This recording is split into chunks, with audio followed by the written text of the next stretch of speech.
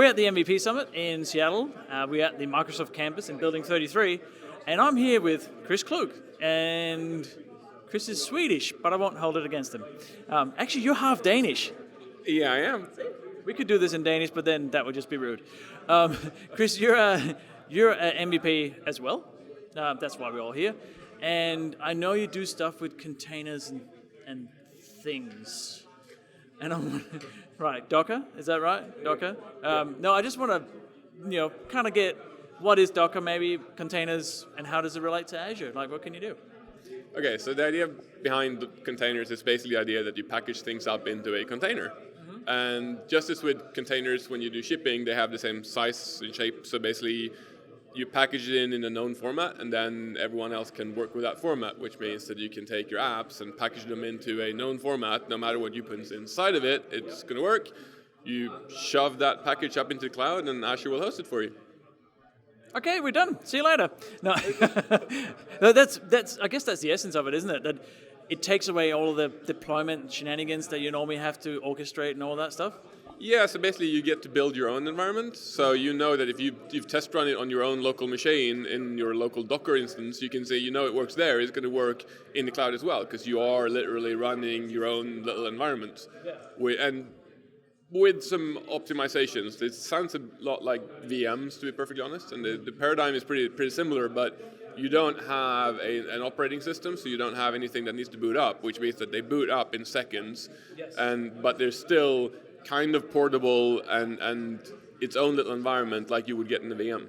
Yeah, right. And it's like kind of funny because for the first time as a developer, you say, well, it works on my machine, and it's true. Yep, very much so. That's kind of why I like it. Yeah. And if it doesn't work, when you put it in production, you can always take your machine and put it into production. I just want to highlight that option. So you just test in production. Great. So Docker is just a version of containers, is that right? Yeah. So Docker is just a format of the containers, so basically a standardized format of this is what a container is supposed to look like. Yeah. There are a couple of them out there. I think the Docker one is a standardized one that everybody seems to be working with. Maybe we can move on to Kubernetes. Like, what is Kubernetes then? So Kubernetes is on top of the idea of packaging up containers with your apps. Your apps are generally, or your applications generally don't run alone. You often have more things involved, and you want to load balance it, and you want to do I need, besides my web application, I need some storage, and I need SQL Server, and I need this other thing over here, and I need my backend. So all of these things need what's called orchestration, and that's where Kubernetes comes in and says, we'll do the orchestration for you. So you tell us your desired state. So basically, I want to have this container, and I want 5 instances running. Yep. And then Kubernetes will figure out that that's what you want. It will see in the cluster there are no running instances. It will figure out the best nodes to put it on and basically schedule your container to run 5 instances. And if one instance dies or a node goes offline, the system realizes that and pulls up another one and basically keeps the numbers to 5 at all times, and load balancing and all of that comes built in. It's pretty amazing, really, when you think of it, because it's a lot of infrastructure you do. Yeah. How do you configure this stuff? And this is a leading question, because I think the answer is YAML.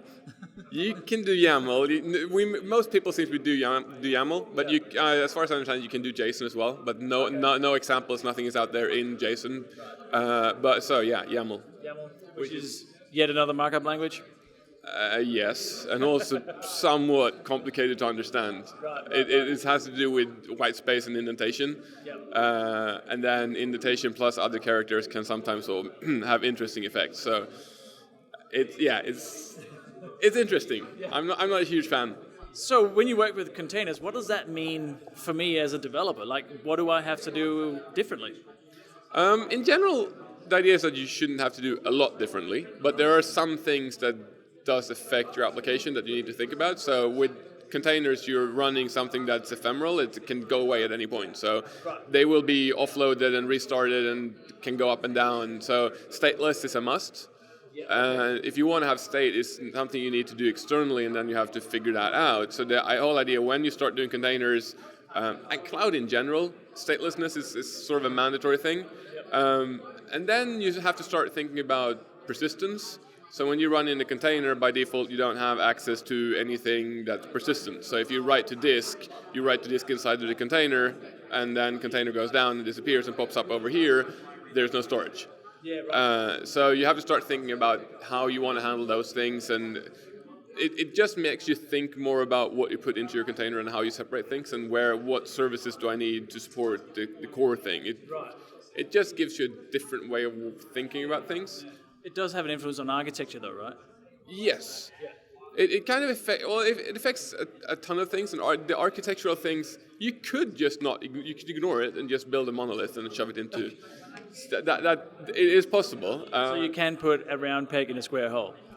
Pretty much, yes. If you use enough force, it will work. So yeah. Okay, so as a developer, I guess that means that I really actually I kind of have to learn if I'm not doing stateless already, or serverless for that matter, I kind of need to up my skills in that regard, yeah? Yeah, you kind of have to. Well, once again, you can't ignore it, but it's going to cause problems in the end, so you're going to have to go through that. I think you need to do that anyway. In today's world, not upskilling or not knowing how to do a stateless web application is kind of, in my opinion, not quite okay. I agree, and we are a training company, so I mean, of course, yeah, upskill. No, you really have to, because yes, you can ignore containers, but then there'll be another thing in a couple of years that you can't ignore, right? And then maybe because you didn't do containers, it's hard to do that thing, and it's just a constant thing, and you know, it's fun, going on new things. I completely agree. So if we start talking about something like migration, or transitions to containers. I guess my point is that you can't force everything into containers, even if you wanted to. Is that fair? You can. You really can force anything into container. Whether or not you should or shouldn't, that's a whole different story. And if we look at, for example, the statefulness, if you do have a web app that's stateful today and you're using sessions and you're using ASP.NET, first of all, it's going to be a little bit complicated because you're going to have to run Windows containers, which is a little bit different. Yes.